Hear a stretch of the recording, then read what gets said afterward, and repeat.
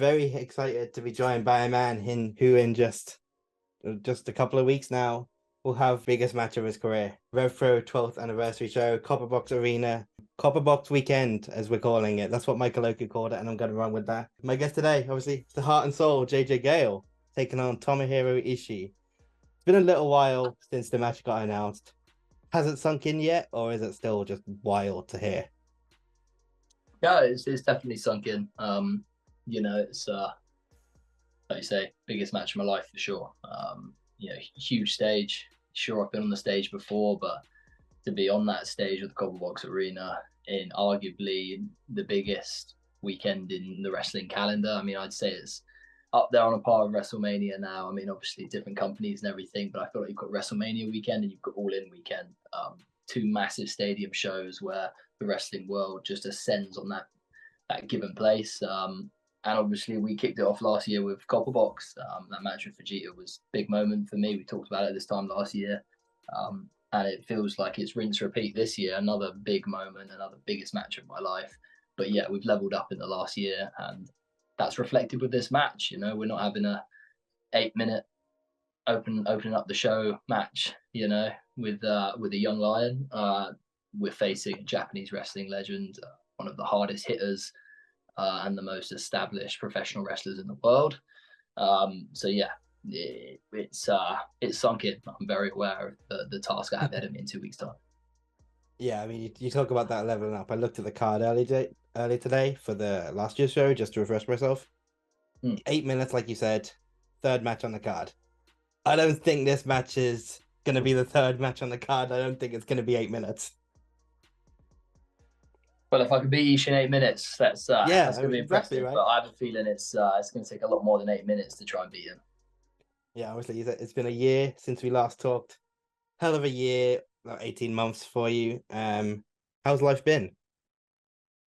Yeah, real good, man. Real good. It's been, in terms of pro wrestling, it's been an exciting year.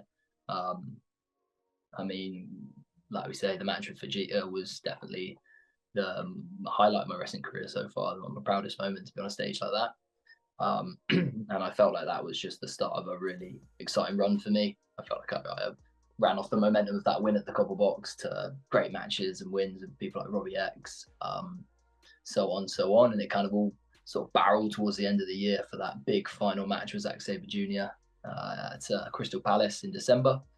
And that's what I'd wanted all year. That's probably what I was talking to you about this time last year, was the fact that I wanted to beat Vegeta so I could get my hands on, once again, one of the greatest wrestlers in the world, Zack Sabre Jr. I had that match. I wasn't victorious, but I'd like to think I held my own. I was really impressed and happy with the support from the fans in Crystal Palace that night. And I kind of took the momentum of that match into this year. Kicked off my year, RevPro beating Callum Newman, New Japan wrestler, my former tag team partner, a good friend of mine. And I think that took people by surprise. And that was kind of my way of saying, look, this is my year. You know, I said this on an interview recently. 2023, all I was saying was 2023 is my year, because I wanted people to know the name JJ Gale, and I wanted that to be my breakout year. But I don't feel the need to say it this year, because I think people know who JJ Gale is. And now it's just my actions and my work in the ring that's going to prove that I'm here to stay. So yeah, that was a great start to the year. You fast forward, you've got the match at High Stakes with Luke Jacobs, which was very well received. A hard-hitting war, and one of my favorite matches I've had to date. Some really lovely feedback from fans and everyone else on that. And it just keeps snowballing and snowballing. You're going through the summer, and now we're all of a sudden in Copper Box season again. After some big matches with the likes of Josh Alexander. I mean, as the T-shirt proudly says, 1 hour, 9 minutes, 12 seconds in the Revolution Rumble the night before wrestling Josh Alexander. That was a huge weekend for me, you know, to put in that Iron Man performance in the Rumble. Final three, just this close from being able to main event the Copper Box. There were only 2 people ahead of me, and that was Ricky Knight Jr.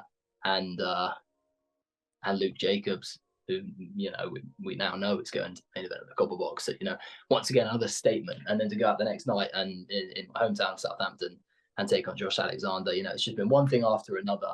And here we are, it's Copper Box season, and I've got Ishii in 2 weeks' time. So how's my year been? Pretty good, thanks, man. Yeah, definitely a great year. Just this past weekend, you were with Southwest Wrestling. It was a festival show, right? What was that experience like? Yeah, really fun, man. Really fun. You know, I'm really enjoying my run with Southwest Wrestling at the moment. Um, Obviously won the championship at the start of June in the Cheltenham Town Hall in Southwest Wrestling's biggest show to date. You know, we paid off a really nice story arc we've been having with Chris Bronson. I say paid it off. I feel like there's another chapter to be written. We're one apiece now, and I've got that championship over my shoulder. And I'm sure he wants that. So stay tuned to Southwest Wrestling to see what happens with that. But really enjoying the work there.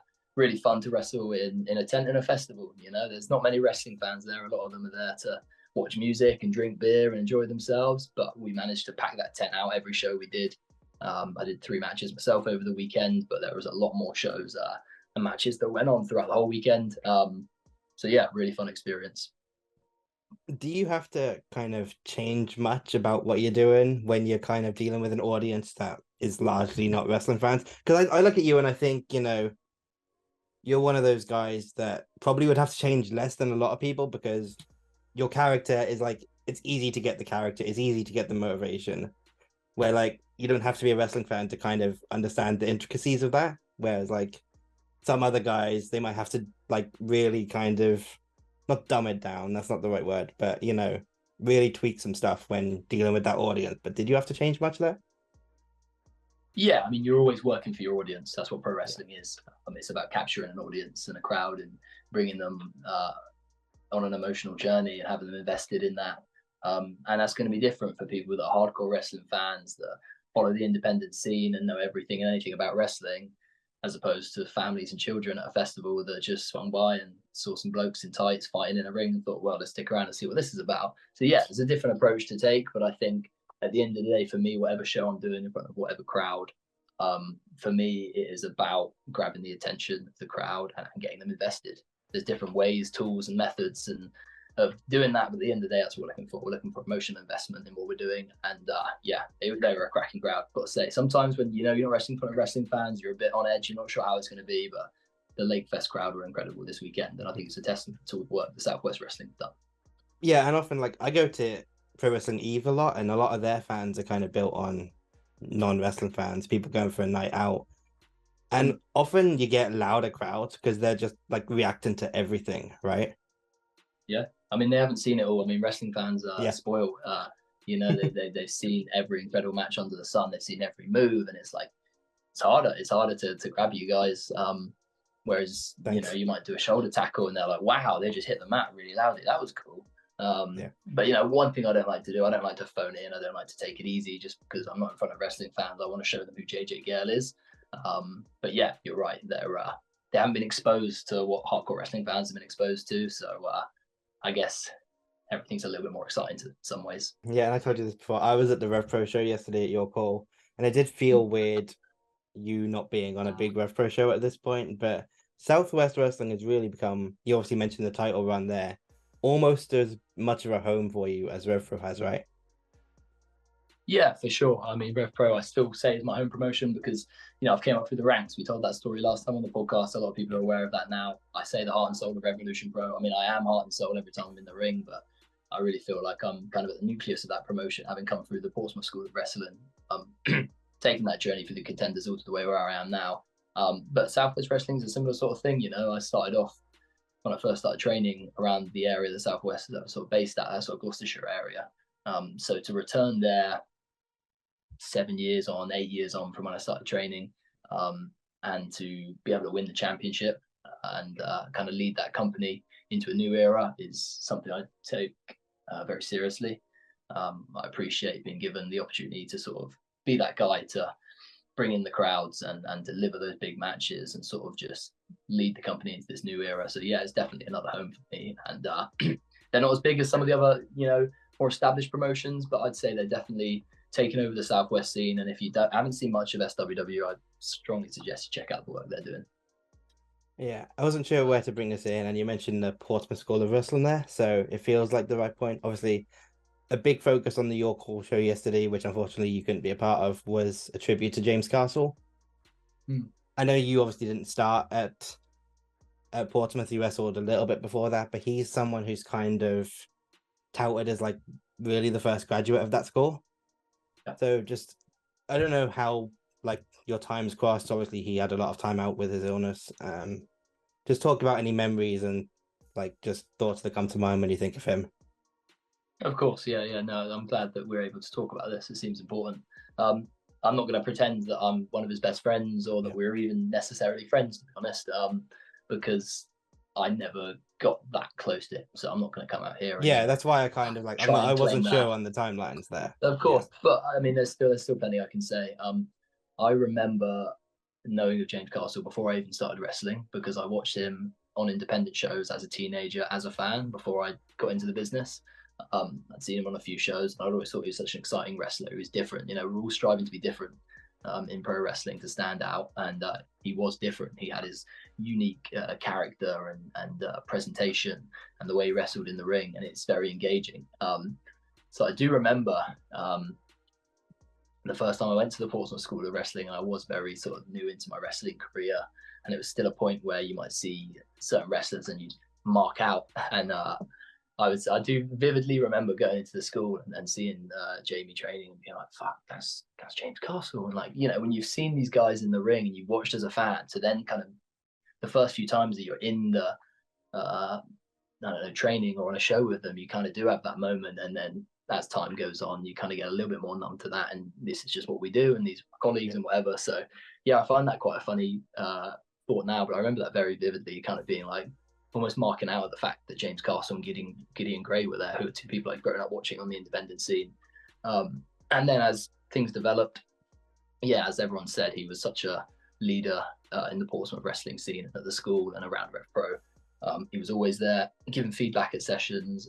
You know, he was selfless in that, and just kind of always getting involved. And he was someone that I think everyone at the school looked up to because, like you say, he was one of the first trainees, or if not the first trainee, that had gone through that system and broke through onto the main show, won championship belts, wrestled at York Hall. He'd done all the things that we wanted to do.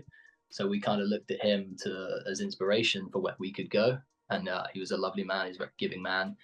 So he'd always offer advice in how we could follow his path. So it was a very fitting tribute yesterday. I was at York Hall. I'd traveled from Lakefest to York Hall, but I didn't get there until the just after the Leon match. I can't remember what went on after that. But it was around that sort of time. I think he went second, yeah. Yeah, so it would have been just after that match finished or towards the end of that match. But we had the on demand on the travel up, so we did see the tribute and the match with Dan and Gideon, and that was lovely because you know they're two guys as well that I've come up in the scene with, and you know I can't say enough good words about both of them. Gideon's been somewhat of a mentor to me for years, believe it or not, because of this.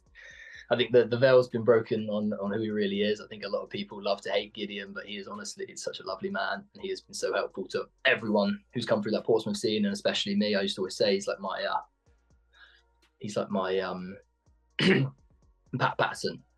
You know, you always heard the guys from the Attitude Era say they'd go to certain people, they'd go to Pat Patterson, and he'd just give that one bit of advice or that one finish that would like everything make sense. And Gideon's always been one of those guys I'll go to and be like, I've got this idea, I'm thinking this, and then he'll just put the pieces together. And I'm like, of course it was that, thank you.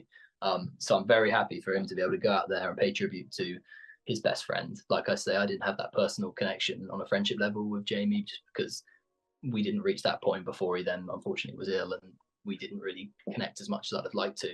But for Gideon and Dan, you know, it's one of his best friends, and for them to go out there and pay tribute like that it was beautiful. And I think they did him and everyone proud. I just thought it was a very special night. So long may the memory of Jamie and James Castle live on.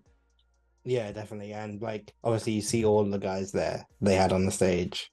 Not just the whole roster, but the guys that stayed on the stage during the match. Guys like, you know, Sean Jackson, Kenneth Halfpenny, Joshua James, obviously Zoe, Shah Samuels. There's a lot of people that would have learned a lot from James Castle that can then take that forward, which is obviously going to be great to see in the future. Do you want to talk some Tomohiro Ishii? Let's do it. Let's go. Yeah, he obviously said biggest match of your career. I was super excited. I was watching the stream at home when you announced it, and I let out a scream a little bit when his name came out of your mouth.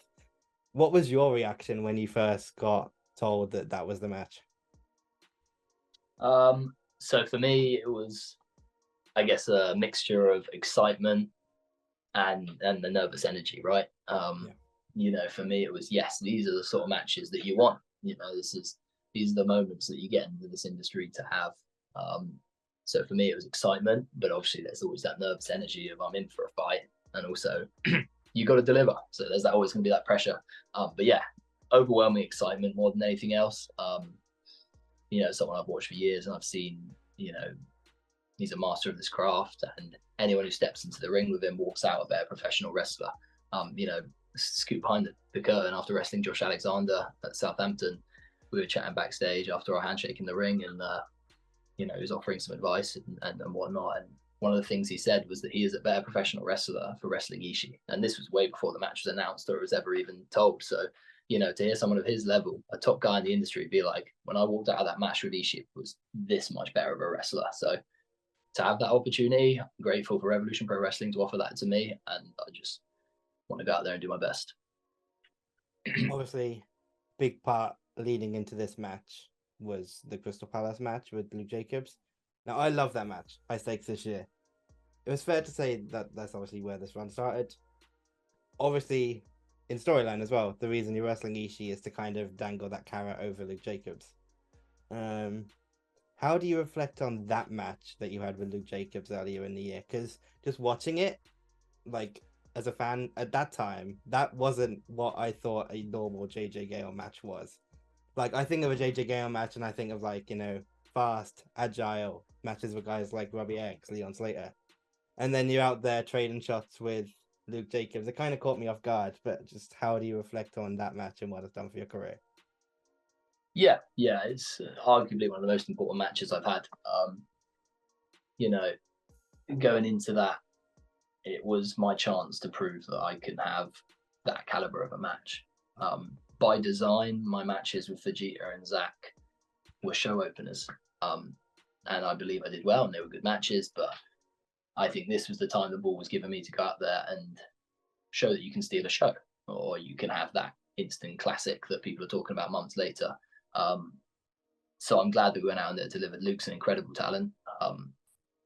Love working with him. I feel like it just, something special happens when we get in the ring together, and there is just that aggression and that vitriol that you don't necessarily always have with someone. It's been built up since the start of the year between us, and it all came to a head in Crystal Palace. And how else could that match have gone? It was never going to be a pretty wrestling match. There was so much that went into the build to that match that it was always going to be a fight. And there's something about having matches like that just make you alive as a wrestler.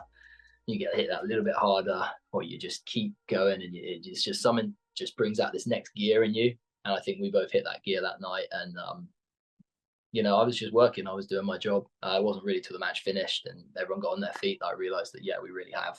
It felt great in the moment, but it's, you never know really the effect it had on the fans, until afterwards. Maybe they give you a standing ovation and you realize you've done your job, you've been invested, and you're just showing your appreciation, which is very grateful for. And then to go on and get some great reviews online, and Dave Meltzer speaking highly of the match is something that it's an opinion that a lot of people listen to. As controversial as his star ratings are, it's something that people take notice of. So if he's highly rating a match of yours, more people are going to maybe turn their head at who is this JJ Gale guy, who is Luke Jacobs, for anyone who didn't already know. So yeah, really happy with that match, really enjoyed it. Obviously we ran it back in London a few weeks ago, and I think it was a similar sort of aggressive match, but yeah, for sure it was important, and it kind of feels like that's set me on this path that I've been on in 2024. Yeah, it feels like when you've got Michael Oka and Will Ospreay having that match in the main event, feels like it'd be pretty difficult to make people come out talking about your match, but you and Luke definitely did that day.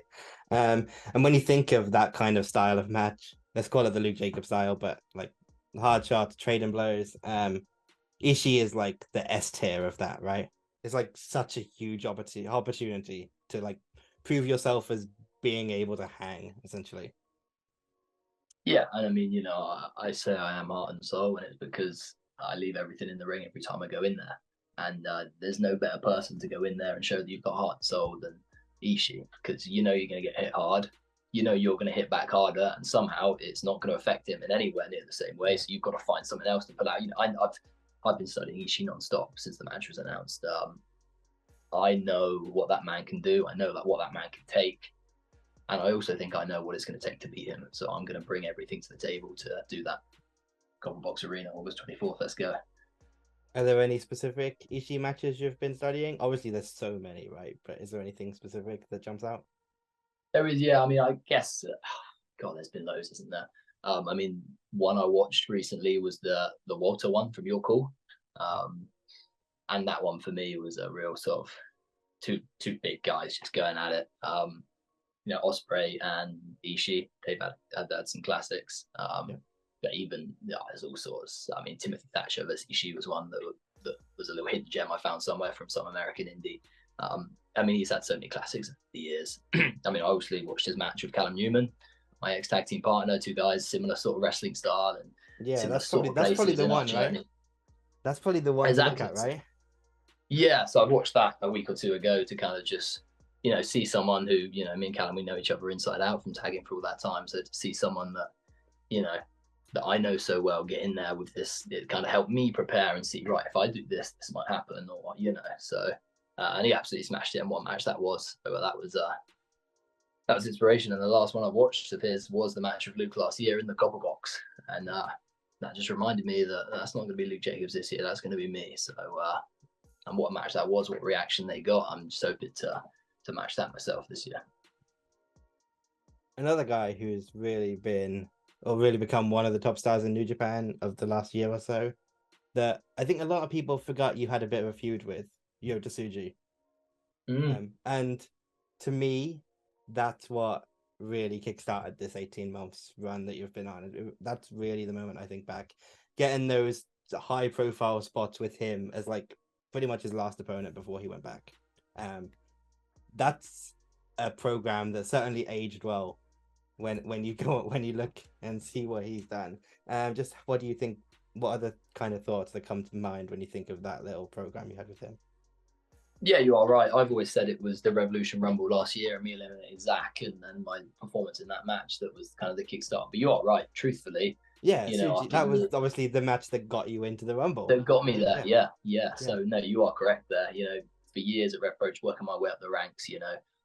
Maybe not getting those wins, maybe having the good matches, but just never being able to just find that killer instinct to get the win.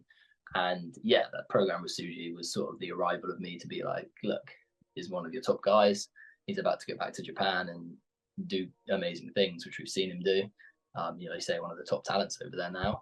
But on his way out, I managed to sort of level up and get that rub, if you will, and that kind of sent me on this path that we're on now to work up the card and become someone that is hopefully someone like yourself says that people want to see in these big matches and moments.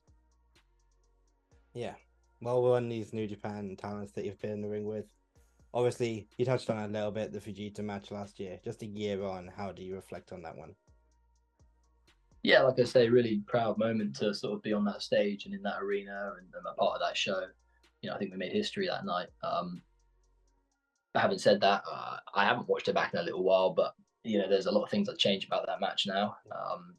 From my personal point of view, how I approached it, how I went into it, got the win, so you can't really complain. But yeah, I feel like I've grown and developed as a professional wrestler so much in the last year that for me that seems like a whole nother JJ Gale. And I think this Copper Box, you're going to see the evolution that is the JJ Gale of August 2024. No doubt next year, wherever we are, whatever we're doing, I'll say the same thing. And if you're not, then something's going wrong.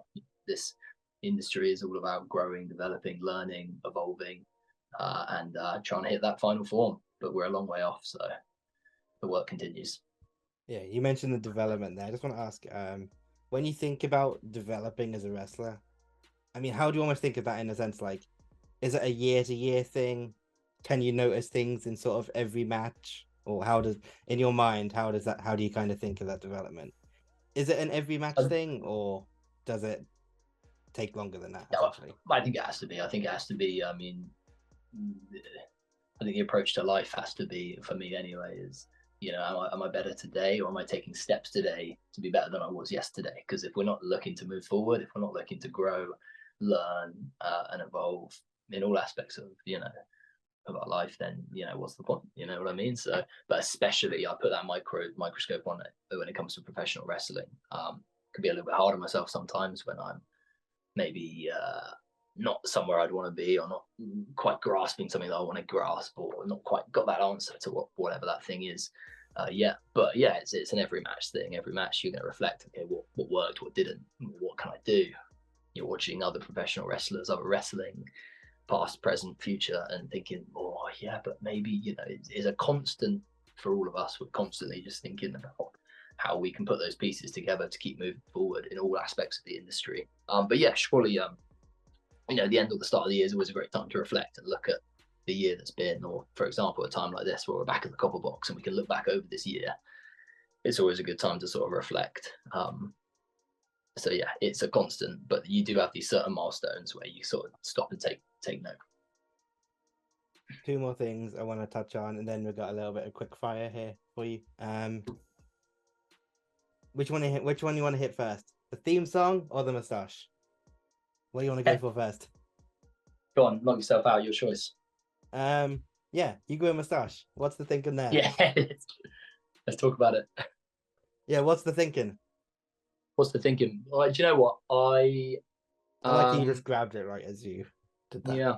Well, I grabbed it and I looked back at this painting from Donna of the stash, looking do you know what? It was partially a personal style choice, you know. Yeah. Coming into 2023, I just kind of felt like switching things up a bit.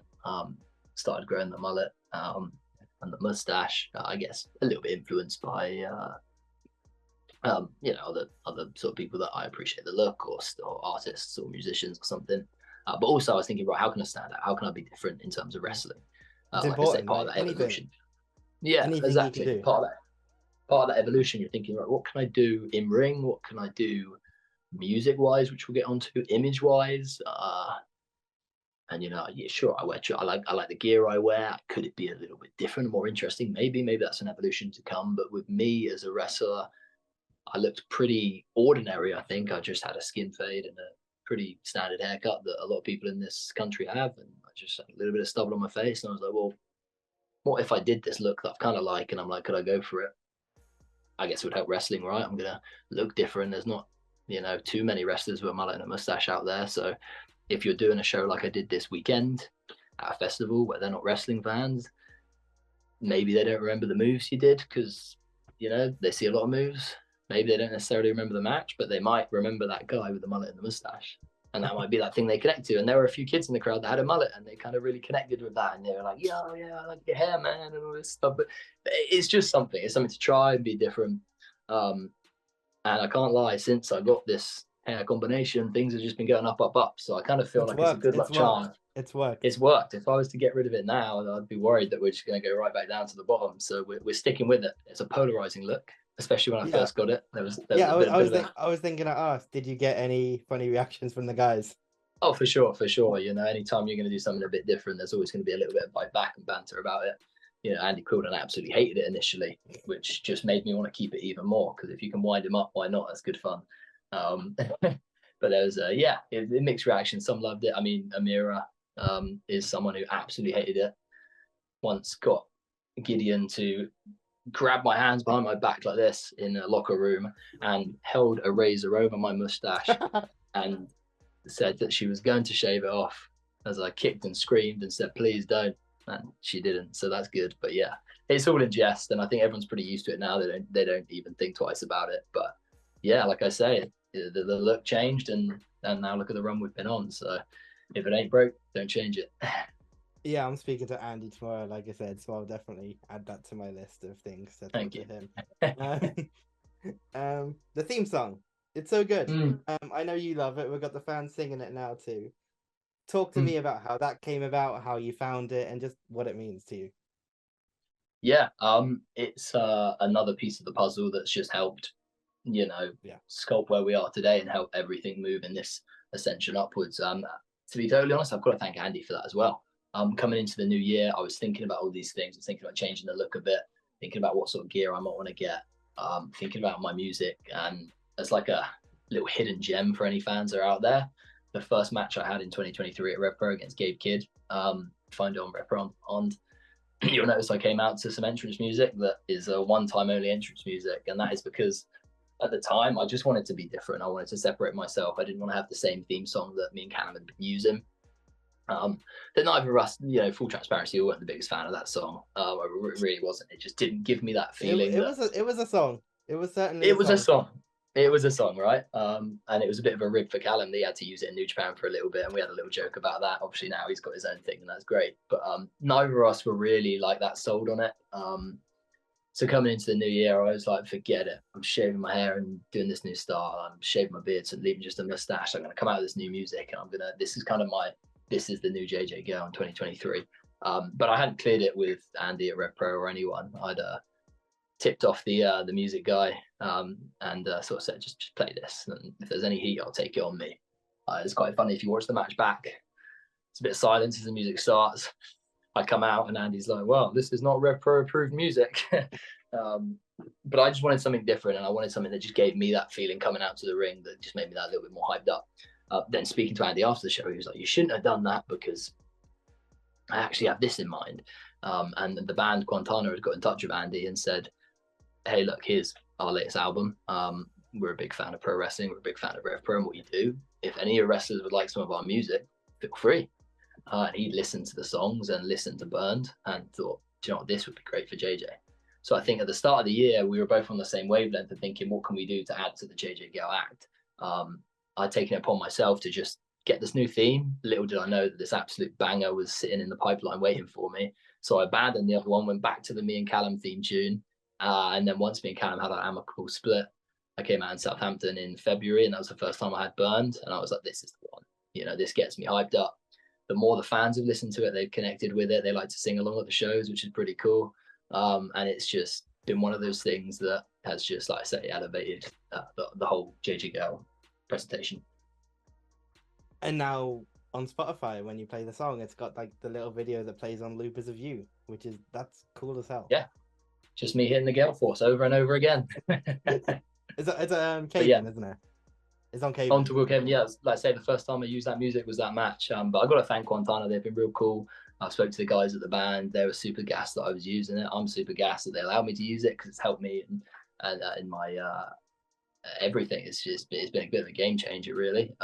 You know, to go from having a music that you just didn't really get that feeling from, and you get a bit of the Mickey taken out about it, and to then have this, it's big fans of the guys. They've got some great music. Check them out. And they're Vikings. Did you know? I didn't know that. The band that sing the song, they come from Viking heritage. So there you go. That's a little nugget for you. Should say Revolution Pro Wrestling is where you can get your tickets for this one. If you're not in London, RevPro on demand. You can catch the show live there, as you can with this past weekend's show in York Hall with Michael Oku taking on MJF, as well as this weekend in Southampton.